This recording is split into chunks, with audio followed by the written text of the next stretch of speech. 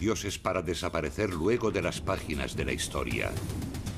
El descubrimiento de su secreto lugar de reposo 3000 años después reveló tesoros indescriptibles. Casi todo tenía un poco de color.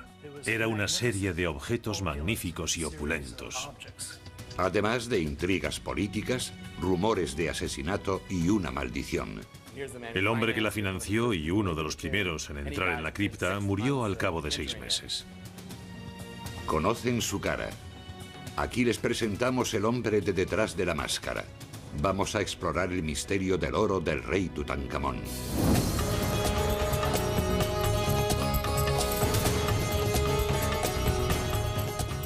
Misterios de Egipto. El oro del rey Tut.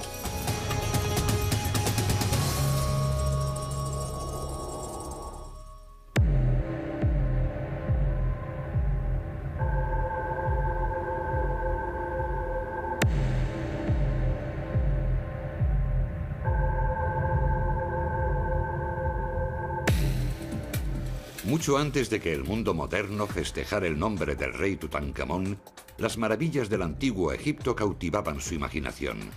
El emperador romano Adriano recorrió el Nilo en el año 130 de nuestra era, y al igual que los turistas de hoy, con una guía en la mano.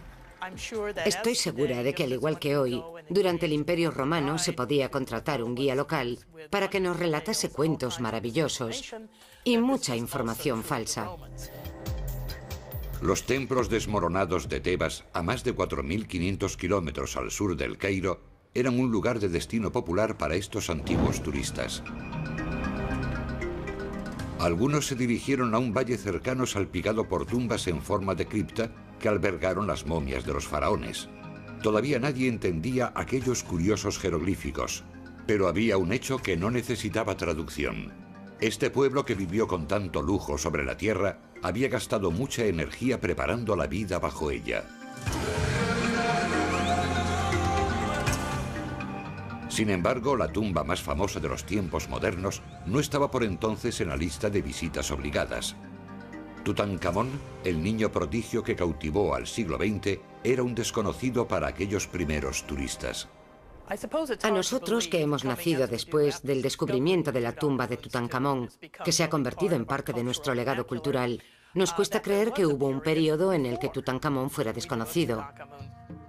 Los historiadores saben que gobernó durante un periodo corto, que empezó llamándose Tutankatón y que luego lo cambió por Tutankamón, pero saben relativamente poco sobre él. ¿Quién era este objeto decorativo faraónico? ¿Cómo permaneció oculto junto con su tesoro tanto tiempo entre las ruinas egipcias? Tutankamón vivió en una época muy interesante y caótica de Egipto.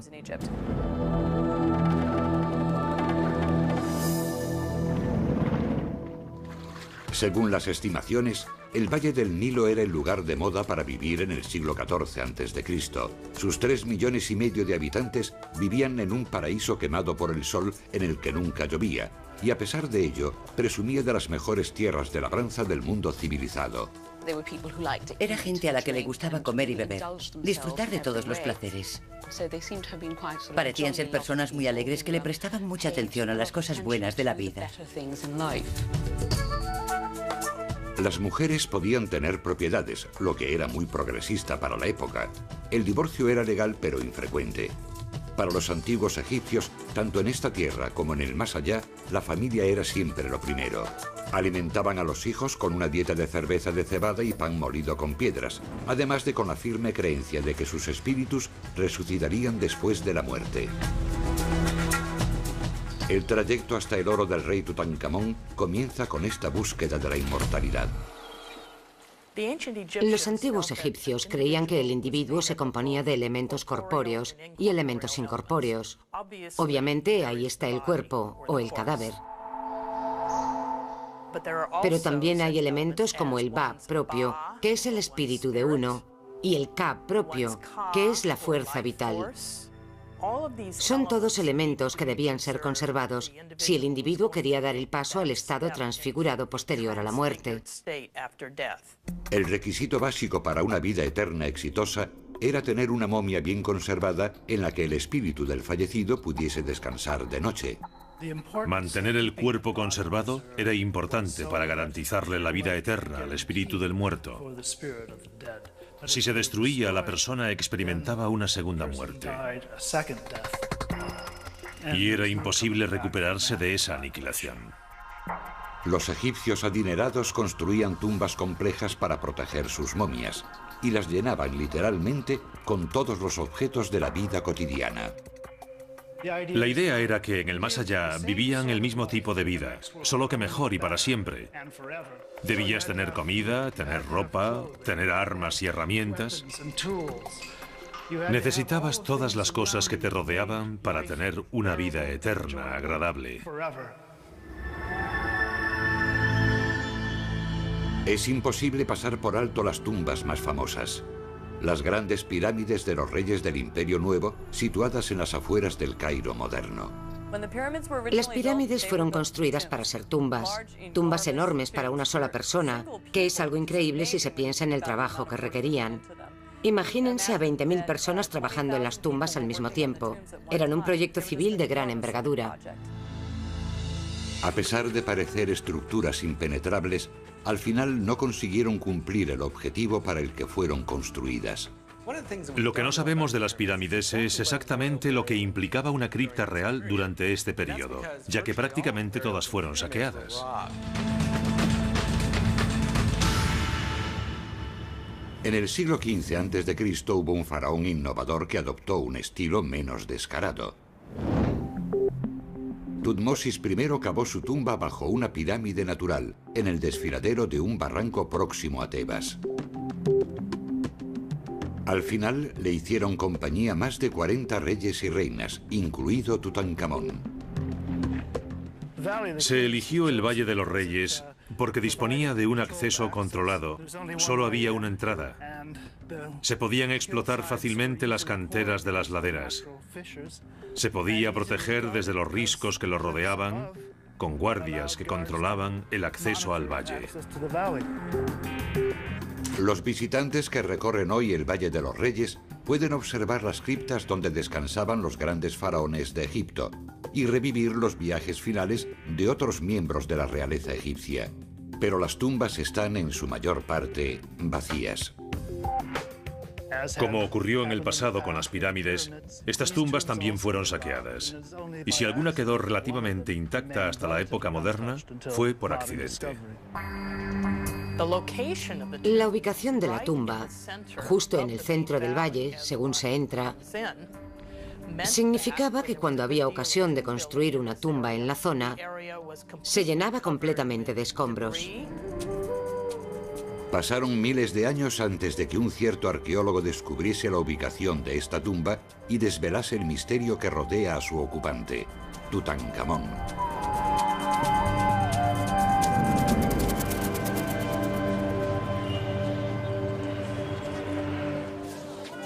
Las reliquias de Tutankamón ocupan el primer lugar en la lista de ventas de los muchos objetos coloristas que atestan el mercado histórico del Cairo.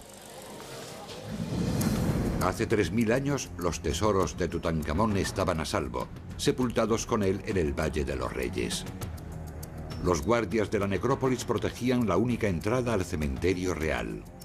Pero había una comunidad privilegiada que tenía acceso limitado.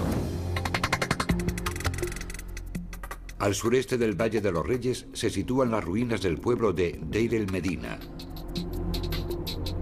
Los obreros que cavaban y decoraban las tumbas subterráneas de sus faraones pasaban casi toda su vida aquí. La comunidad era una combinación de ciudad, de empresa y pueblo fortificado. La gente que vivía aquí estaba prácticamente aislada del resto del mundo. Se controlaban las entradas y las salidas. Aquí tenían cuanto necesitaban. Capillas para el culto, casas, tumbas, todo estaba aquí, en esta zona.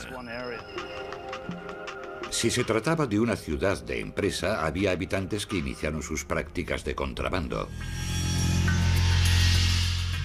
Los obreros ayudaban a vaciar las mismas tumbas que habían construido después de que se sellasen para siempre las puertas. En gran medida eran hurtos incontrolados. Sin embargo, es evidente que había altos funcionarios que incitaban a los guardas de la necrópolis a hacer la vista gorda.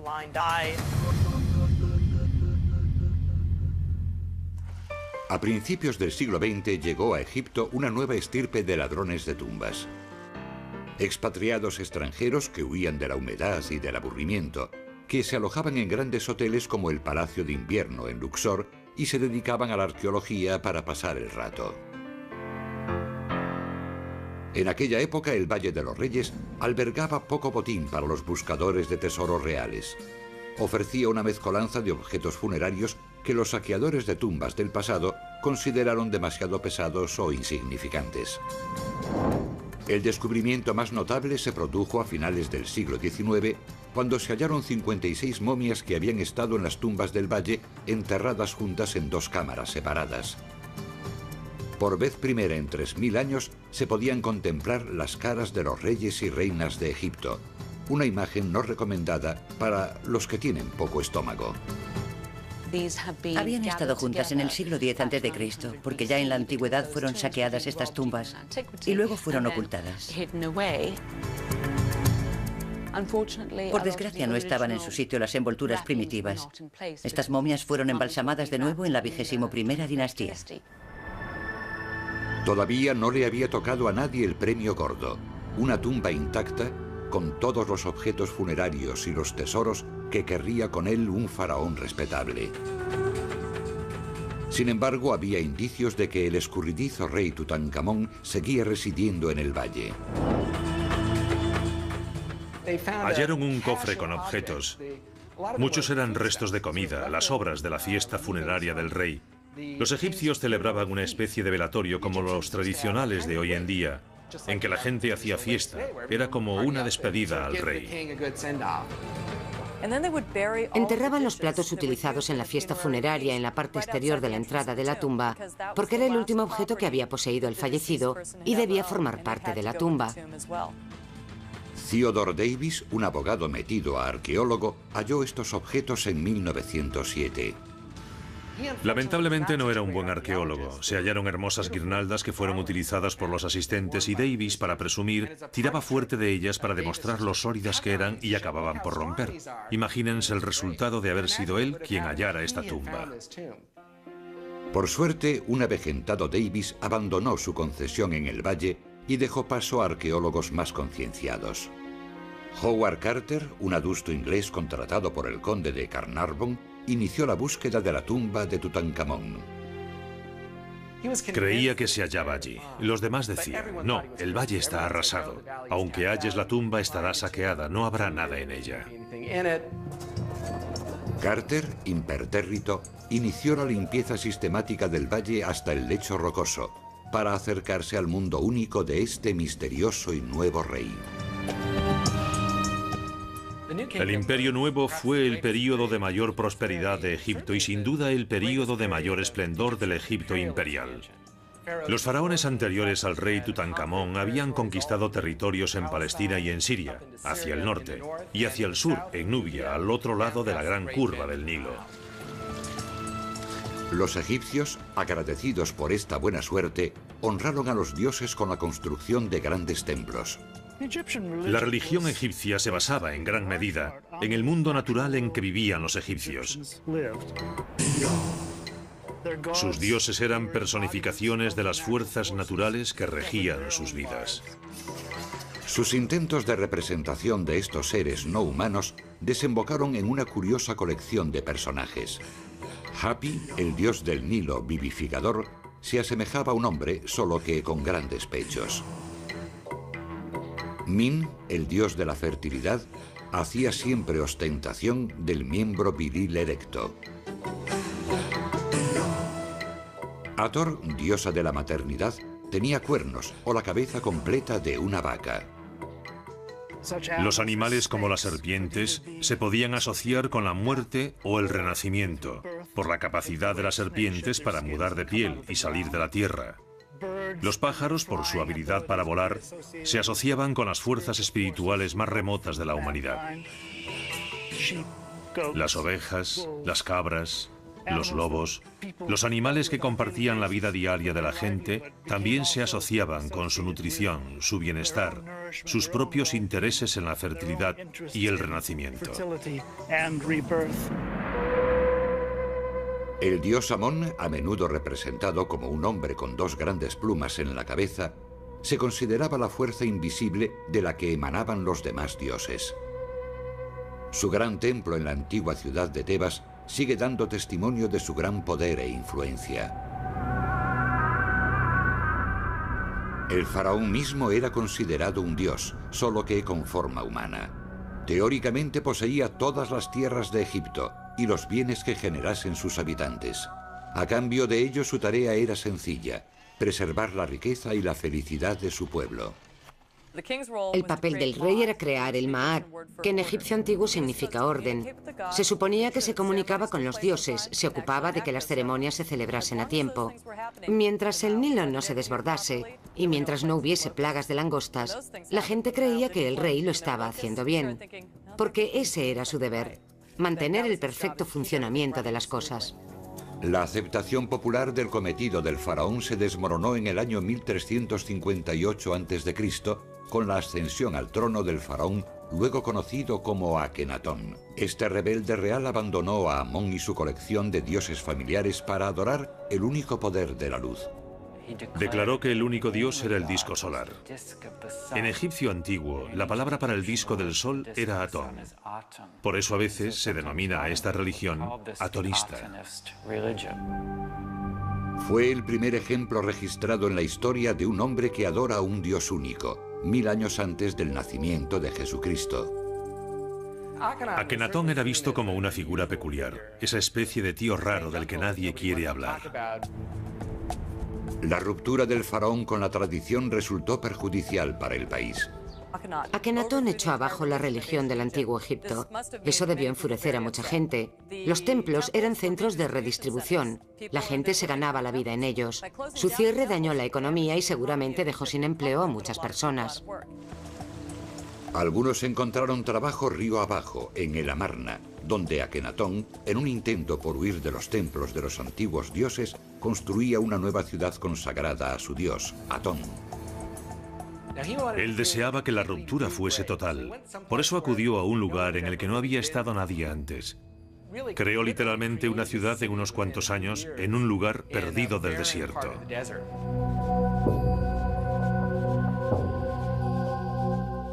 Este faraón heterodoxo cambió más tarde el status quo cuando rompió con 2000 años de tradición artística. No decoró sus templos y criptas con dioses muertos y momias. En su lugar, trataba los placeres mundanos e instauró una nueva imagen para la realeza egipcia. El arte de Amarna es diferente de todo lo anterior porque representa al rey de un modo completamente distinto. Ya no es un guerrero y un atleta. Su representación es casi una figura medio hombre y medio mujer. A veces aparece incluso como si estuviese encinta. Se veía un poco de naturalidad, pequeñas muestras de grasa aquí y allá, señales de elegancia y sensualidad, mucho más sensuales que en los períodos precedentes. Este estilo innovador se extendió a todos los relacionados con el rey Sol, incluyendo a su gran reina Nefertiti y sus hijas.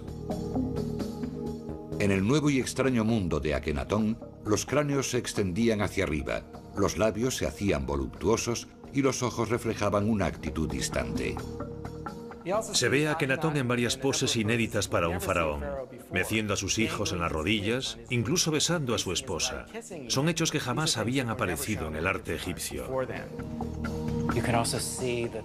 Se ve que el dios del sol, Atón, que tenía muchas manos, sostiene el signo de la vida, Ankh.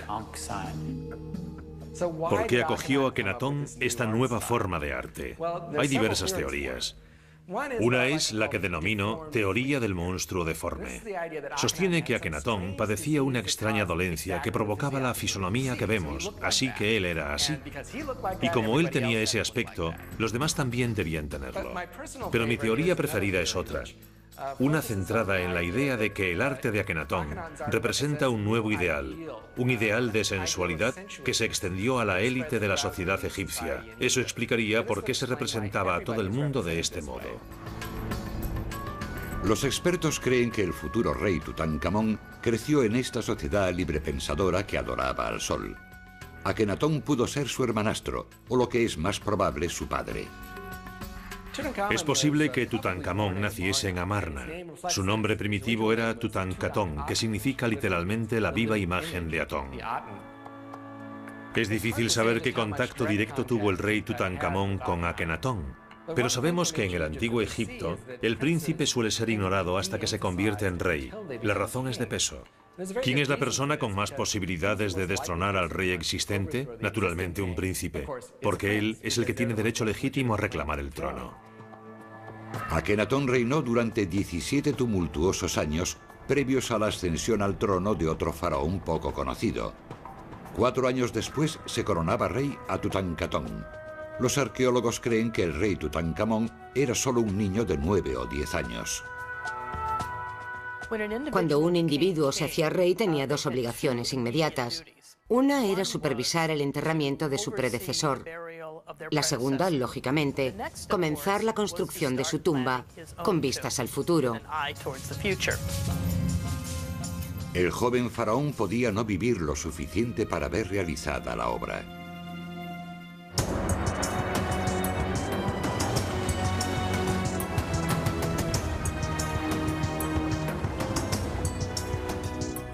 Los egipcios saludaban todos los días el ocaso del sol como prueba del ciclo continuo de la naturaleza de muerte y resurrección. En 1922, el ocaso señalaba simplemente el final de otro largo día para el arqueólogo británico Howard Carter. Había movido durante 5 años todas las piedras del Valle de los Reyes sin hallar la tumba de Tutankamón. Lord Carnarvon se había gastado una fortuna en excavaciones que desenterraron poco más que piedras. Carter hubo de suplicarle para convencerlo de que siguiese otro año con la financiación. Carnarvon acabó por aceptar. Carter acudió al último lugar del valle en el que era posible que pudiese estar la tumba. Y lo demás es historia. Un día de noviembre de 1922, los trabajadores de Carter fueron corriendo a comunicarle que habían descubierto unas escaleras cerca de la tumba de Ramsés VI. Conducían a una puerta con el dibujo de un chacal y 9 cautivos, el sello real de la necrópolis. Las investigaciones posteriores revelaron el sello de Tutankamón. Nadie la había encontrado antes porque habían construido un gorro de obrero sobre la entrada de la tumba. ¿Por qué se puso aquel gorro allí en la antigüedad? No se sabe. Pero como estaba allí, los arqueólogos encontraron el gorro y dijeron, no puede ser aquí. Nadie pone un gorro sobre una tumba real. La entrada de la cripta del rey Tutankamón se encontraba en el suelo del valle y permaneció oculta, cubierta por los escombros de las tumbas posteriores, como la de Ramsés VI, varios metros por encima. Cuando Carter limpió las escaleras de acceso y encontró la entrada bloqueada, notó que había una diferencia entre el recubrimiento de la parte alta y el de la parte baja. Al romper el muro de separación, vio que por dentro también estaba modificado, lo que indicaba que se había horadado un túnel en algún momento. Imagínense lo que sintió Carter. Los agujeros hechos en el muro le hicieron creer que al menos habían saqueado 2 veces la tumba. ¿Qué encontraría finalmente en su interior? El corredor estaba lleno de escombros hasta el techo, de una punta a otra, y hubo que vaciarlo por completo. Se encontró con la entrada bloqueada y sellada con yeso. Practicó un pequeño agujero en la parte superior, echó un vistazo. Y la luz del candil le permitió ver el reflejo del oro en todas partes. En los sofás, las estatuas, los carros, las cajas. Sabía que estaba en una tumba prácticamente intacta. Sí, la habían saqueado, pero el grueso de la misma estaba intacto, en perfecto estado. Se quedó anonadado al ver por primera vez lo que siempre se había imaginado que había dentro de una cripta real. Allí estaba todo. Había una pregunta sin respuesta. ¿También encontrarían intacta la momia del rey? El paciente Carter hizo un agujero en la pared que ocultó con una cesta para esta foto y se encontró en la cripta real. Cuando Carter entró en la cripta real, estaba repleta de hornacinas doradas. De hecho, casi no había sitio para moverse en ella. Dentro de las hornacinas estaba enterrado el rey Tutankamón. Carter estaba emocionado porque los ladrones habían entrado en la tumba, pero solo habían abierto las hornacinas exteriores. Las demás estaban intactas, con el sello de barro en su lugar. Carter supo que dentro de ellas estaría la momia del rey Tutankamón. Cuando se hizo público el hallazgo, Tutankamón pasó a ocupar las portadas de todos los periódicos del mundo. Los turistas acudieron en masa a Egipto para ver la tumba y se pusieron de moda las cosas de Tutankamón. Here's the most popular number of the year, the King Tut Ensemble. That fine young pharaoh was buried in it 3,000 years ago. Tanta atención hizo felices a Howard Carter y a Lord Carnarvon, pero el glamour dio paso rápidamente al tedio. Se tardó 10 años en catalogar meticulosamente los más de 5.000 objetos de la tumba, ya que Carter vaciaba las cámaras de una en una. Estoy en lo que se llamaba la antecámara. Y aunque hoy no causa impresión, cuando entró Carter en la tumba, estaba repleta hasta el techo. Detrás de mí había 2 estatuas doradas de madera que vigilaban la entrada de la cámara mortuoria. Sofás dorados a lo largo de esta pared, con comida.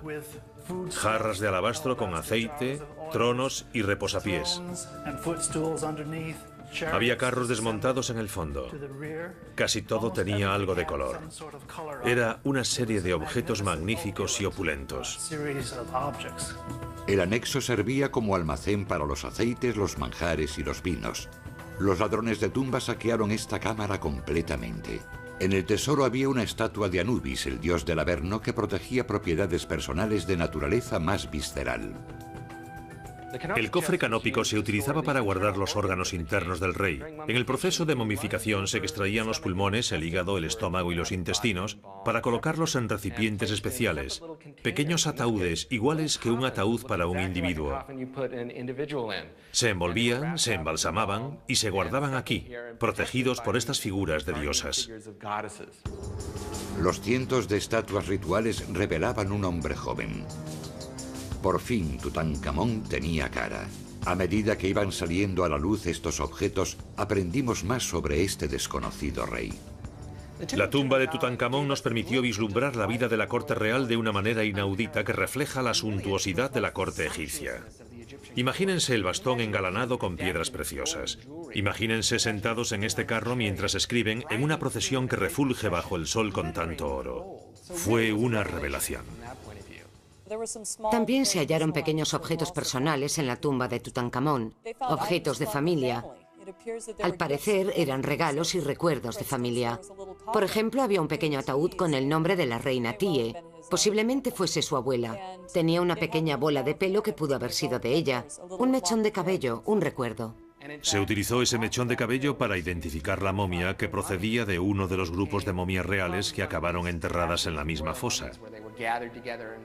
Pero su momia no tenía etiqueta, y fue gracias al mechón de pelo por lo que se pudo saber que era la abuela del rey Tutankamón. La esposa de Tutankamón, Ankesenamun, aparece a su lado en muchos de los objetos. La pareja, que parecía realmente enamorada, estaba unida por algo más que el matrimonio. Tutankamón se casó con su hermanastra para que le ayudase a legitimar su derecho al trono gracias al contacto con la gran esposa real, Nefertiti. La pareja real compartió posiblemente una tragedia personal. Carter halló en 2 ataúdes antropomórficos diminutos los restos momificados de 2 bebés prematuros. Los arqueólogos todavía discuten sobre la relación con el joven faraón, que no era más que un adolescente cuando fueron concebidos.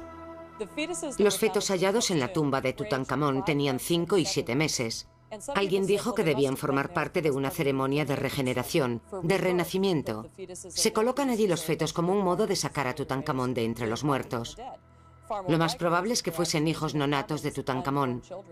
Fueron abortos de su esposa Ankesenamun. Egipto, al igual que la tumba, estaba sumido en el caos cuando Tutankamón ascendió al trono. Algunos expertos afirman que las reformas religiosas de su posible padre, Akenatón, habían debilitado el imperio. Hay teorías que defienden que Akenatón permitió el desmoronamiento del imperio. Seguramente tuviese menor relación con Akenatón que con la aparición de los hititas como gran potencia en Oriente Próximo y con los conflictos que allí hemos visto. Sin embargo, los egipcios vieron el período de Amarna como un experimento radical que fracasó y que querían olvidar. Tutankamón, con la esperanza de restaurar el orden, abandonó la religión de Akenatón y la nueva ciudad erigida para su culto y regresó a Tebas para reabrir los viejos templos. Su nombre primitivo era Tutankatón, que significaba literalmente la viva imagen de Atón. Pero cuando se trasladó a Tebas para reinstaurar el antiguo orden, se cambió el nombre por el de Tutankamón, la viva imagen de Amón, que había vuelto a ser el dios supremo de la nación. Cuando accedió al trono era muy joven. Es casi seguro que no era él quien manejaba las riendas como rey de Egipto. A los 8 años de reinado, antes de que pudiese dejar su impronta en el mundo, el joven rey falleció. Durante 70 días, los sacerdotes embalsamaron su cuerpo y prepararon unas honras fúnebres muy elaboradas. Finalmente transportaron la momia a su nuevo hogar en el Valle de los Reyes. La tumba de Tutankamón no es normal, es muy pequeña para ser una tumba real. Casi todos los reyes tenían estructuras más grandes. Esto estaba atestado, los objetos fúnebres no se pudieron colocar del modo que debía hacerse. Seguramente fuese porque la tumba en que fue enterrado no estaba preparada para él. Fue lo que había disponible cuando murió de repente, antes de que se finalizase su propia tumba. No tuvo más remedio que acomodar el equipamiento fúnebre necesario para el enterramiento.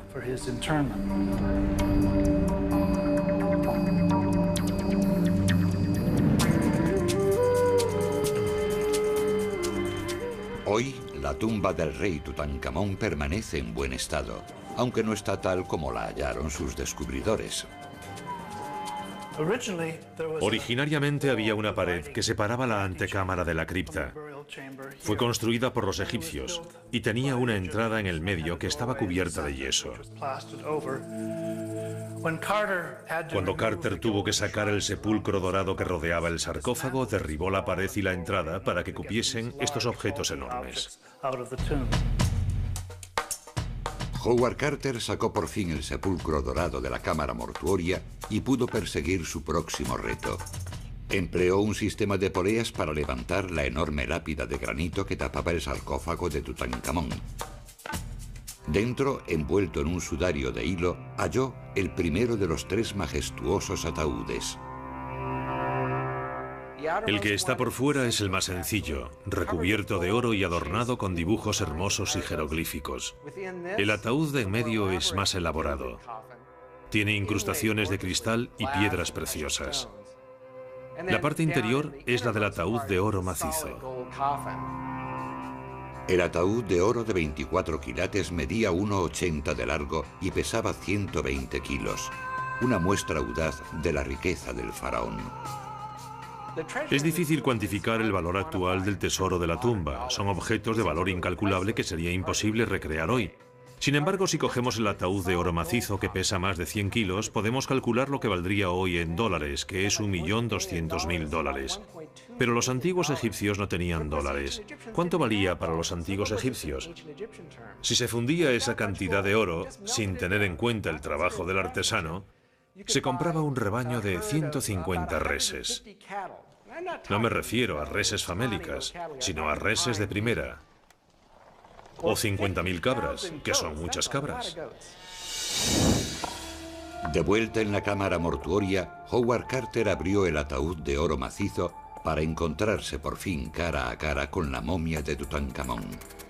Abrió el último ataúd y vio ante sí la máscara mortuoria del rey Tutankamón, de oro macizo hermosamente trabajada, todavía brillante con la última mano de barniz de los embalsamadores. Tenía lapislázuli como cejas y alrededor de los ojos. El lapislázuli era la piedra más preciada que tenían los antiguos egipcios. No tenían diamantes, esmeraldas o esas cosas. El lapislázuli era lo mejor que podía haber.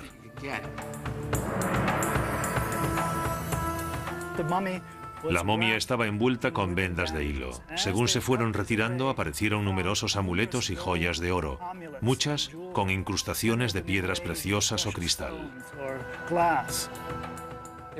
Se habían diseñado para proteger el cuerpo y el alma.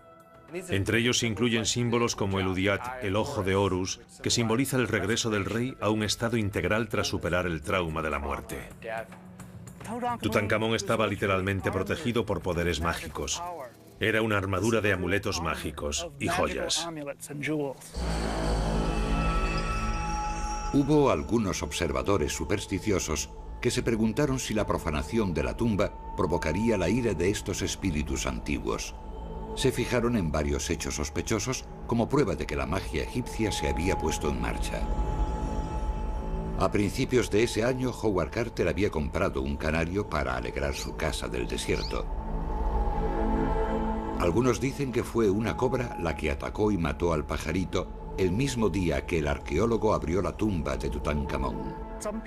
Algunos dicen que era muy raro ver cobras en esa región y se consideró que era un símbolo del poder real. La muerte del canario dio paso a numerosas especulaciones sobre una maldición que lanzaba la tumba sobre sus excavadores. Arthur Weigel, un egiptólogo y periodista que cubrió la apertura de la tumba para la prensa popular, predijo más venganzas sobrenaturales. Cuando vio la jovialidad de Carnarvon al bajar a la tumba, exclamó que si bajaba con esa actitud, moriría antes de 6 meses. Su predicción resultó acertada. El mecenas de Carter, el conde de Carnarvon, cortó la picadura de un mosquito mientras se afeitaba. La pequeña herida se infectó y murió de neumonía a las pocas semanas. Esa muerte se vendió rápidamente como la maldición de la tumba. El hombre que la financió, uno de los primeros en bajar a la tumba, muerto al cabo de 6 meses. Corrieron rumores sobre una inscripción terrorífica en la entrada de la tumba. La muerte viajará con alas veloces hasta aquel que profane la tumba del faraón. Como se puede ver, aquí no hay nada escrito. No había maldición alguna en la tumba ni en las del Valle de los Reyes. Realmente los antiguos egipcios no eran expertos en maldiciones. Casi todas ellas son muy discretas. Dicen que si alguien viola una tumba, roba objetos o le hace algo a la momia, vendrá del cielo un pájaro enorme, un hipopótamo, un cocodrilo o un escorpión para picar a esa persona. Dicho de otro modo, es un castigo que no sucede necesariamente en cuanto alguien profana la imagen. No es como si le cayese un rayo encima, pero es una abjuración. A los dioses no les gusta que profanen la imagen de alguien. Por lo tanto, quizás en el futuro podría tener problemas. A pesar de la ausencia de una amenaza auténtica, los periódicos pregonaron felices la maldición de Osiris. La muerte prematura de cualquier persona con una mínima relación con la tumba era obra de la venganza del faraón. Un amigo de Carnarvon, el magnate norteamericano del ferrocarril, George J. Gould, cogió un resfriado cuando visitaba la tumba y murió de neumonía. Un mes después visitó la tumba un príncipe egipcio y la maldición debió afectar a su mujer, que lo asesinó en el Hotel Savoy de Londres. En cierto modo, nos sorprende que haya sobrevivido la idea de una maldición referente a la tumba de Tutankamón. Para los griegos y romanos, el antiguo Egipto ya era un lugar misterioso, lleno de cosas mágicas y de sabiduría. Cuando la gente miraba los jeroglíficos, hacía interpretaciones simbólicas de lo escrito, lo que incrementó las fantasías sobre Egipto. Si existía la maldición de Tutankamón, era de efecto lento. De las 22 personas presentes en la apertura del sarcófago, 20 seguían vivas 10 años más tarde. El protagonista principal de este episodio, Howard Carter, vivió hasta bien entrados los 60, muchos años después del descubrimiento de la tumba. Los científicos modernos no creen en la maldición, pero ofrecen una explicación más terrena de las muertes relacionadas con la tumba. La gente puede enfermar al entrar en las tumbas porque son lugares con muchos gérmenes. Básicamente es una habitación grande con un cadáver dentro, y los cadáveres tienden a producir cosas desagradables, sobre todo si es un lugar húmedo o una tumba húmeda. Una de las cosas que aparece con frecuencia es una espora u hongo que se llama Aspergillus. Hay muchos casos de arqueólogos enfermos por la inhalación de estas esporas, que causan una variedad muy peligrosa de neumonía. En cierto modo, se puede considerar que es esta la maldición de la tumba, aunque el motivo es el descuido. Hasta que el aire entre en la tumba hay que llevar puesta una mascarilla, porque las momias están llenas de gérmenes.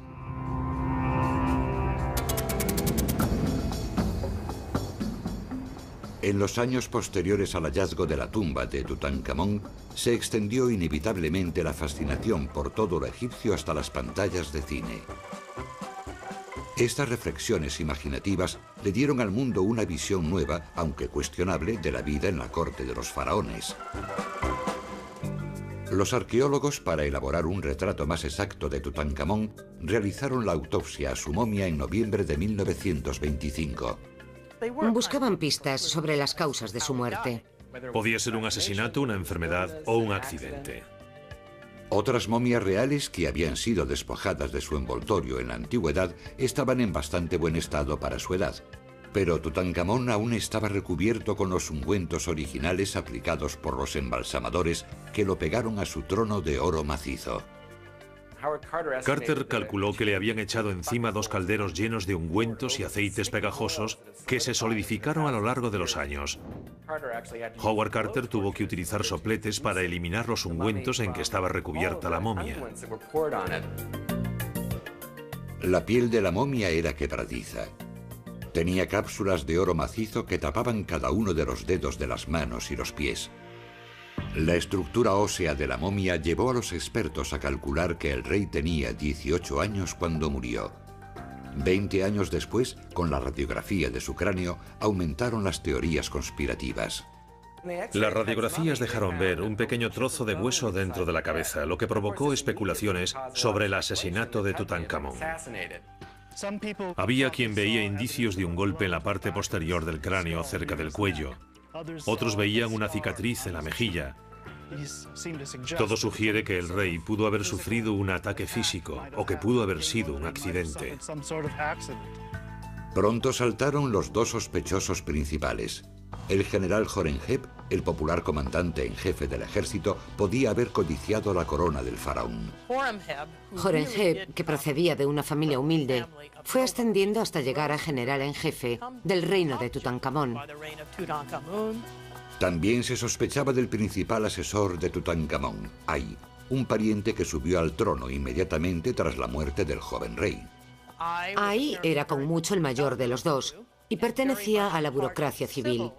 Realmente no sabemos hasta qué punto estos 2 individuos eran rivales y se dedicaban a manipular y a conspirar. Realmente no lo sabemos. El pobre Tutankamón tenía 9 años cuando subió al trono. Aquello debió ser una montaña rusa, con las distintas facciones tirando de él, ya que era la figura divina que legitimaba el poder de aquellos que lo manipulaban para lograr sus propios fines. La situación podía ser esta. Tutankamón, con 18 años, se convertía en un hombre. Quizá quisiese hacerse con el poder, y esas personas lo eliminaron.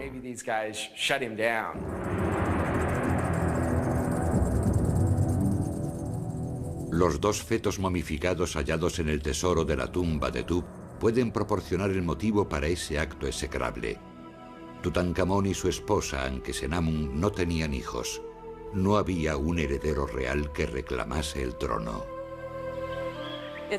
Es bastante triste porque tras la muerte de Tutankamón, Ankesenamun le escribió una carta a un rey enemigo en la que decía: «Envíame un hijo tuyo, no tengo hijos. Envíame uno y lo haré rey de Egipto». Ella desapareció de la historia, seguramente asesinada. Aquellos niños podían haber seguido con el linaje, pero murieron antes de nacer y acabaron en la tumba de Tutankamón. Hoy, estos misterios desconcertantes dejan más preguntas que respuestas. No hay pruebas concluyentes que señalen la culpabilidad o inocencia de nadie, ni que demuestren que se haya cometido crimen alguno. Las momias reciben un trato bastante duro en el proceso de momificación, y es posible que ese trozo de hueso sea el resultado de un golpe post-mortem y no de una lesión en vida. Debemos recordar que entre los niños, incluso los príncipes en el antiguo Egipto, el índice de mortalidad era mucho más elevado que el de hoy en día. No hay pruebas que indiquen un golpe mortal o envenenamiento, ni se ha demostrado que fuese asfixiado. Mientras no se examine el cuerpo con medios forenses modernos, no se puede establecer la causa de la muerte. No se puede demostrar que Tutankamón fuese asesinado físicamente, pero sabemos que su imagen pública sufrió un golpe mortal. Horemheb, su sucesor en el trono, persiguió la herejía del período Amarna de tal forma que trató de borrar a sus participantes, incluido Tutankamón, de la historia de Egipto. Tras la muerte de Akenatón no volvió a pronunciarse su nombre. Se referían a él como el gran hereje o el gran criminal. No querían mencionarlo porque en Egipto, al no pronunciar nunca más su nombre, se le destruía para siempre. Horemheb destruyó casi todas las construcciones erigidas por Akenatón. Se eliminaron los recuerdos de Akenatón, Nefertiti y su dios Atón con el ataque y la destrucción de los objetos que habían fabricado. Una de las cosas que hicieron, que es una expresión egipcia del ansia de eliminación, fue que cortaron los brazos de Atón, que se alargan como rayos de sol hasta llegar a Akenatón y entregarle los símbolos del poder y la vida. Así que se dedicaron a cortar los brazos de cada individuo para que los rayos no pudiesen ayudar a Akenatón a conseguir los beneficios de un dios. La eliminación de los reyes de Amarna fue tan exhaustiva que al cabo de 50 años de la muerte de Akenatón, él y Tutankamón habían sido olvidados por completo. Esto puede explicar por qué se conservaron intactas las riquezas de Tutankamón durante tantos miles de años. Una vez más fue borrado de la historia cuando juntaron los reyes muertos, que acabaron en la misma sepultura al final del período de Ramsés. Se puede decir que él no estaba en la lista. La tumba misma o su ubicación debió haberse perdido en cierto modo. Tutankamón, que comenzó su vida eterna como un don nadie histórico, es actualmente el faraón más popular de todos los tiempos. Casi todos sus objetos se encuentran en el Museo Egipcio del Cairo, a donde acuden cada año cientos de miles de personas para admirar su belleza y valor artístico. Tutankamón fascina al público por muchas razones. Una de ellas es que es muy atractivo. Es buen material, un tesoro increíble. Pero aparte de eso, posee una cierta mística como rey niño, elevado al trono de uno de los más grandes imperios que el mundo ha visto. Podría pensarse que pocos fueron los logros de un joven que murió antes de poder dejar su impronta en el mundo. Sin embargo, desempeñó un papel importante en la historia de Egipto. De no haber sido por el descubrimiento de su tumba, no creo que Tutankamón fuese tan famoso en el imaginario popular. El hecho de que él restaurase lo que había sido brevemente interrumpido sería menos importante para nosotros que el hecho de que estaba enterrado y que su fabuloso tesoro apareció casi intacto. El relato de la historia de Tutankamón finaliza con una sutil ironía. Mientras las demás momias reales permanecen encerradas en una sala especial del museo, las autoridades egipcias devolvieron la tumba de Tutankamón a su lugar primitivo. De todos los reyes que fueron enterrados en el valle, Tutankamón es el único que permanece en su tumba. Yace aquí, en un ataúd de oro, descansando en un sarcófago. Puede que esto represente el triunfo final de Tutankamón sobre los faraones que lo sumieron en la oscuridad.